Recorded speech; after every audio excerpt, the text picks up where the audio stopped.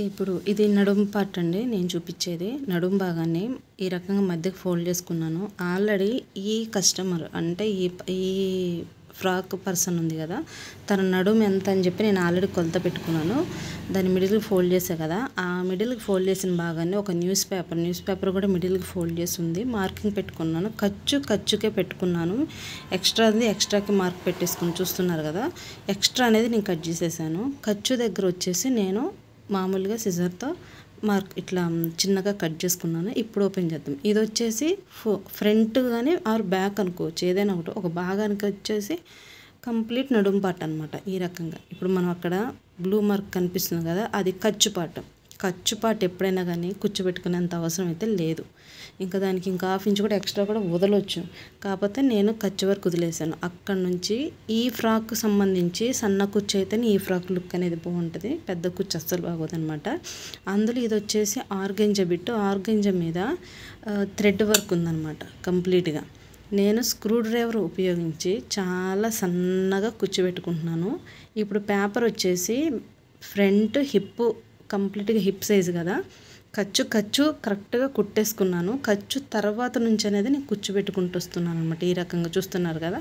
Frills అనేవి అన్నీ సమానంగా ఒకదాని పక్కన ఒకటి వచ్చేటట్టు చాలా నీట్గా నేనైతే కూర్చోబెట్టుకుంటున్నాను. ఇదైతే ఖచ్చితంగా బిగినర్స్కి అయితే ఇప్పుడు నేను చెప్పే ఈ ట్రిక్ అయితే ఖచ్చితంగా యూజ్ అయితే. దీనికే కదండి హాఫ్ శారీలో లంగాలు కుడతాం కదా, లంగా కుట్టేటప్పుడు కూడా అది ఎంత పెద్ద పర్సనాలిటీ హిప్ అయినా లేదంటే ఎంత సన్న హిప్ అయినా కానీ, శారీ పెద్దగా ఉన్నా కానీ చిన్నగా ఉన్నా కానీ ఈ రకంగా నడుము సైజుని బట్టి పేపర్ అనేది కట్ చేసుకొని మనము ఎక్స్ట్రా ఖర్చులు కూడా మార్క్ పెట్టుకొని ఈ రకంగా కుట్టుకుంటే మాత్రము కుచ్చు సమానంగా వస్తుంది. ఎక్కడ హెచ్చు తగ్గులనే రావు. సైజు కూడా సమానంగా వస్తుంది అనమాట. ఎంత పెద్ద శారీ అయినా కానీ మనం ఈ రకంగా కుచ్చు పెట్టుకోవచ్చు. నేను మా పాపకు వచ్చేసి కంప్లీట్గా ఎప్పుడైనా కుచ్చు అనేది ప్రిఫర్ చేస్తే మాత్రం, మా పాపకనే కాదు, నేను ఎనీ కస్టమరు ఎవరికైనా లాంగ్ ఫ్రాక్స్ కానీ కుచ్చు మోడల్ లంగాలు కుట్టేటప్పుడు కానీ నేను ఈ రకంగానే యూస్ చేస్తాను. ఇది అయితే మీ అందరికీ ఖచ్చితంగా, అంటే కొత్తగా నేర్చుకునే వాళ్ళకి ఇది ఉపయోగపడిద్ది. లేదు కొంచెం స్టిచ్చింగ్లో కుచ్చు పార్ట్ మేము ఎలా వేసుకొని తెలియని వాళ్ళకి కూడా ఇది ఉపయోగపడిద్దని నేను అనుకుంటున్నాను.